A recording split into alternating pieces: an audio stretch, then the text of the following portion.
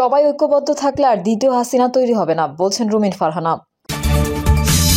এদিকে ভোটার হওয়ার বয়স 17 বছর হলে কি প্রভাব পড়তে পারে আগামী নির্বাচনে, জানাবো। অবিলম্বে নির্বাচনের তারিখ ঘোষণা করুন সরকারকে ফারুক। এবং সর্বশেষ জানাবো, নতুন বাংলাদেশ গড়তে হলে করণীয় কি, জানালেন শামা ওবায়েদ। এতক্ষণ শুনছিলেন সংবাদ শিরোনাম, এবারে বিস্তারিত। সবাই ঐক্যবদ্ধ থাকলে আর দ্বিতীয় হাসিনা তৈরি হবে না, বলছেন রুমিন ফারহানা। বিএনপির সহ আন্তর্জাতিক বিষয়ক সম্পাদক ব্যারিস্টার রুমিন ফারহানা বলেছেন, আমরা যদি ঐক্যবদ্ধ থাকি, যদি সঠিক মানুষদের রাজনীতিতে নির্বাচন করতে পারি, তাহলে বাংলাদেশে আর দ্বিতীয় হাসিনা তৈরি হবে না। রুমিন ফারহানা বলেন, আমি বলেছিলাম 2024-এ হাসিনা নির্বাচন করতে পারেন, কিন্তু 1 বছরের বেশি মসনদে টিকতে পারবেন না। আল্লাহর দরবারে কোটি কোটি শুকরিয়া, 7 মাসও টিকতে পারেননি। গণভবন থেকে হেলিকপ্টারে করে ওই যে উড়াল দিয়েছেন, আর আসতে পারেননি। সংস্কার ভালো জিনিস উল্লেখ করে তিনি বলেন, সংস্কার দেশের এবং মানুষের কল্যাণের জন্য করা হয়। বিএনপি নেতাকর্মীরা এর বিরুদ্ধে না। সংস্কার নিশ্চয় হবে, তবে সেটি মানুষের নির্বাচিত প্রতিনিধিদের দ্বারা। ভোটার হওয়ার বয়স 17 বছর হলে কি প্রভাব পড়তে পারে আগামী নির্বাচনে। বাংলাদেশের আইন অনুযায়ী ভোটার হওয়ার বয়স 18 বছর হলেও তা কমিয়ে 17 বছর করা উচিত বলে সম্প্রতি মন্তব্য করেছেন অন্তর্বর্তী সরকারের প্রধান উপদেষ্টা। এরপরই এটি নিয়ে দেশের রাজনৈতিক অঙ্গনে নানামুখী আলোচনা চলছে। অন্যদিকে আগামী সংসদ নির্বাচন সামনে রেখে 20 জানুয়ারি থেকে বাড়ি বাড়ি গিয়ে ভোটার তালিকা নিয়ে হালনাগাদ শুরু করার থাকলেও সেটি নিয়ে নতুন করে অনিশ্চয়তা তৈরি হয়েছে। কেননা নির্বাচন কমিশন মনে করছে, বাড়ি বাড়ি গিয়ে হালনাগাদ কার্যক্রম শুরুর পর যদি আইনে পরিবর্তন হয়ে ভোটার হওয়ার বয়স কমানো হয়, তখন নতুন করে সংকট তৈরি হতে পারে। নির্বাচন কমিশনার আব্দুর রহমানেল মাসুদ বলেন, আগামী 20 তারিখের আগেই যদি আইনে পরিবর্তন আসে, তাহলে নির্ধারিত সময়েই বাড়ি বাড়ি গিয়ে ভোটার তালিকা হালনাগাদের কাজ শুরু হবে। না হলে কয়েকদিন দেরিও হতে পারে। ভোটার হওয়ার বয়স 17 করা নিয়ে প্রধান উপদেষ্টার বক্তব্যের পর এই নিয়ে রাজনীতিতেও এক ধরনের আলোচনা তৈরি হয়েছে। প্রধান উপদেষ্টার বক্তব্যের পর তিনি এক প্রতিক্রিয়ায় বিএনপির মহাসচিব মির্জা ফখরুল ইসলাম আলমগীর বলেছেন, এর মাধ্যমে নির্বাচন নিয়ে কালক্ষেপণ হতে পারে। তবে 17 বছর করার পক্ষে অবস্থান নিয়ে বক্তব্য দিয়েছেন জামাতে ইসলামীর আমির ডক্টর শফিকুর রহমান। নির্বাচন বিশ্লেষকদের কেউ কেউ মনে করছেন, ভোটার হওয়ার বয়স কমিয়ে তালিকা হালনাগাদ করা হলে যথাসময়ে আগামী জাতীয় সংসদ নির্বাচন আয়োজনে সংকট তৈরি হতে পারে। এছাড়াও ড্রাইভিং লাইসেন্স প্রাপ্তি, বিবাহ আইন সংশোধন সহ বিভিন্ন আইনে পরিবর্তন আনতে হতে পারে বলেও মনে করছেন তারা। সেন্টার ফর গভর্নেন্স স্টাডিজের চেয়ারম্যান ও নির্বাচন বিশ্লেষক মুনিরা খান বলেন, তখন দেশের অন্যান্য আইনের সাথে ভোটার আইন অসামঞ্জস্যপূর্ণ হবে। সেই সাথে নতুন করে হালনাগাদ করে আগামী বছরের মধ্যে নির্বাচন করা বেশ জটিল হবে। তবে নির্বাচন কমিশন এখনো মনে করছে এটি খুব জটিল কাজ নয়। এর জন্য নির্বাচন আয়োজনে খুব একটা প্রভাব পড়বে না। গণঅভ্যুত্থান পরবর্তী বাংলাদেশের বিভিন্ন ক্ষেত্রে সংস্কার আনতে এরই মধ্যে 15টি সংস্কার কমিশন গঠন করেছে অন্তর্বর্তীকালীন সরকার। ওই সংস্কার কমিশনগুলো সংবিধান, নির্বাচন ব্যবস্থা, বিচার বিভাগ সহ দেশের বিভিন্ন ক্ষেত্রে পরিবর্তন আনতে নানা সংস্কার প্রস্তাবনা প্রস্তুত করছে।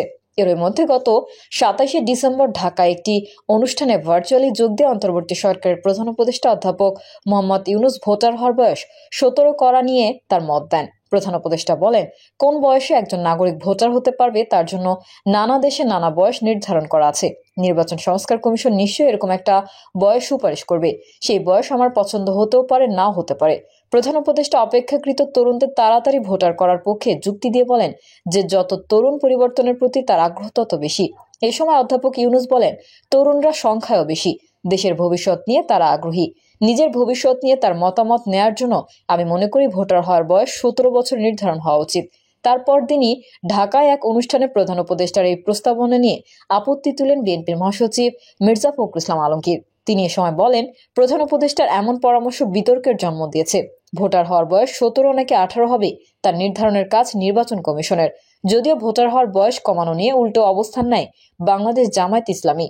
এর পরদিন রবিবার নীলফামারীতে এক অনুষ্ঠানে জামায়াত ইসলামীর আমির ভোটার করার বয়স 17 করার দাবি জানান।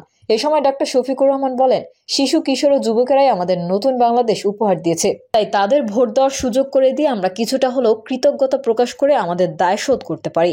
নির্বাচন কমিশনের ভোটার তালিকা আইন অনুযায়ী প্রতি বছর 2রা জানুয়ারি খসড়া ভোটার তালিকা প্রকাশ করা হয়। পরে দাবি আপত্তি নিষ্পত্তি শেষে আগামী 2রা মার্চ চূড়ান্ত ভোটার তালিকা প্রকাশ করবে নির্বাচন কমিশন। এএমএম নাসির উদ্দিনের নেতৃত্বাধীন বর্তমান নির্বাচন কমিশন দায়িত্ব নেওয়ার পর আগামী নির্বাচনকে সামনে রেখে বাড়ি বাড়ি গিয়ে ভোটার তালিকা হালনাগাদের সিদ্ধান্ত নিয়েছিল।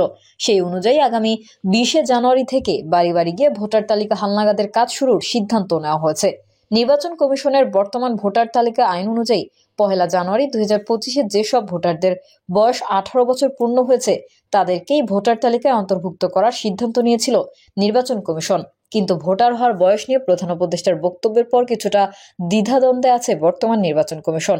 কেননা বাড়ি বাড়ি গিয়ে হালনাগাদ শুরুর পর ভোটার হওয়ার বয়স কমানো হলে সেক্ষেত্রে নতুন জটিলতায় পড়তে পারে নির্বাচন কমিশন। যে কারণে প্রধান উপদেষ্টার ওই বক্তব্যের পর 20 জানুয়ারি থেকে বাড়ি বাড়ি গিয়ে ভোটার তালিকা হালনাগাদ নিয়ে কিছুটা অনিশ্চয়তাও তৈরি হয়েছে। নির্বাচন কমিশনার আব্দুর রহমান মাসুদ বলেন, এখন যদি 17 বছর হয় তাহলে 1 জানুয়ারি 2025 তারিখে যাদের বয়স 17 বছর হয়েছে তাদেরকে অন্তর্ভুক্ত করা হবে। এটা নিয়ে কোনো সমস্যা নেই, শুধুমাত্র সংবিধান ও আইনে পরিবর্তন আনতে হবে আগে। তাহলে কি নির্বাচন কমিশন এই নিয়ে প্রস্তুতি শুরু করেছে? এমন প্রশ্নের জবাবে নির্বাচন কমিশনার আব্দুর রহমান মাসুদ বলেন, এটা একটা আইনের বিষয়। সরকার কিংবা রাষ্ট্র যদি ঠিক করে দেয় অমুক বছরে ভোটার হবে, সেটা ইসি করবে। প্রধান উপদেষ্টার ওই বক্তব্যের পর 20 জানুয়ারির মধ্যে আইন কিংবা সংবিধানে পরিবর্তন না হলে হালনাগাদ কার্যক্রমে আরো কিছুদিন পরে শুরু হতে পারে বলেও বিবিসি বাংলাকে জানিয়েছেন নির্বাচন কমিশন। গত 27 ডিসেম্বর প্রধান উপদেষ্টা তার বক্তব্যে স্পষ্ট করে বলেছেন, তরুণরাও সংখ্যায়ও বেশি এবং তাদের পরিবর্তনের প্রতি আগ্রহ বেশি। যেই কারণে অধ্যাপক মোহাম্মদ ইউনূস 1 বছর বয়স কমিয়ে তরুণদের ভোটার করার ব্যাপারে তার বক্তব্য তুলে ধরেন। এই নিয়ে রাজনীতিতে পক্ষে বিপক্ষে নানা মতামত উঠে আসার পাশাপাশি কিছু সংকটের বিষয়কেও গুরুত্ব দিচ্ছেন নির্বাচন বিশ্লেষকরা। নির্বাচন ব্যবস্থা সংস্কার কমিশন নিজেদের প্রস্তাবনায় ভোটার হওয়ার বয়স কমানোর কোনো সুপারিশ এখন পর্যন্ত করেনি। তবে নির্বাচন ব্যবস্থা সংস্কার কমিশনের প্রধান বদিউল আলম মজুমদার তরুণদের সুযোগ দেওয়ার জন্য বয়স কমিয়ে ভোটার করার পক্ষে একটি ব্যাখ্যাও দিয়েছেন। মজুমদার বলেছেন, সাধারণ জনতাকে সাথে নিয়ে জেনজি প্রজন্ম 24-এর গণঅভ্যুত্থানের নেতৃত্ব দিয়েছে, স্বৈরাচারী সরকারের পতন ঘটিয়েছে। বাংলাদেশের বিভিন্ন আন্দোলনে তরুণদের গুরুত্বপূর্ণ ভূমিকা রয়েছে।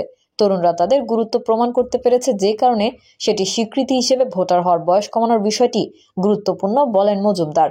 তবে ভোটার করার বয়স কমানো হলে কিছু সংকটের কথাও বলেছিলেন নির্বাচন বিশ্লেষক ও সেন্টার ফর গভর্নেন্স স্টাডিজের চেয়ারম্যান মনিরা খান। অবিলম্বে নির্বাচনের তারিখ ঘোষণা করুন, সরকারকে ফারুক। ষড়যন্ত্র পিছিয়ে লেগেছে এবং নির্বাচন নিয়ে দেরি করলে অনেক ক্ষতি হয়ে যাবে বলে উল্লেখ করে অবিলম্বে নির্বাচনের তারিখ ঘোষণা করতে অন্তর্বর্তী সরকারের প্রতি আহ্বান জানিয়েছেন বিএনপি চেয়ারপারসনের উপদেষ্টা জয়নুল আবেদিন ফারুক। অন্তর্বর্তী সরকারের উদ্দেশ্যে তিনি বলেছেন, অবিলম্বে দেশে নির্বাচনের পরিবেশ তৈরি করুন, সব রাজনৈতিক দলের সঙ্গে আলোচনা করে নির্বাচনের তারিখ ঘোষণা করুন, সংস্কারও চলবে, নির্বাচনের তফসিলও চলবে।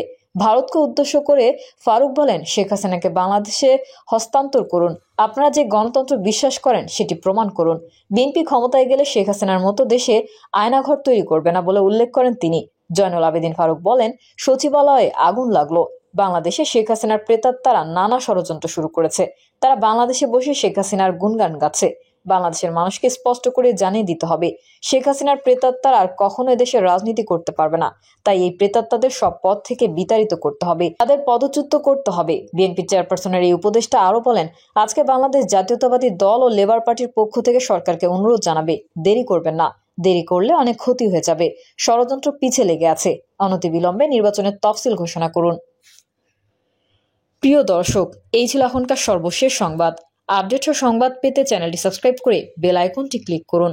কমেন্টে আপনার মতামত জানিয়ে আমাদের সাথেই থাকুন। ধন্যবাদ সবাইকে। আল্লাহ হাফেজ।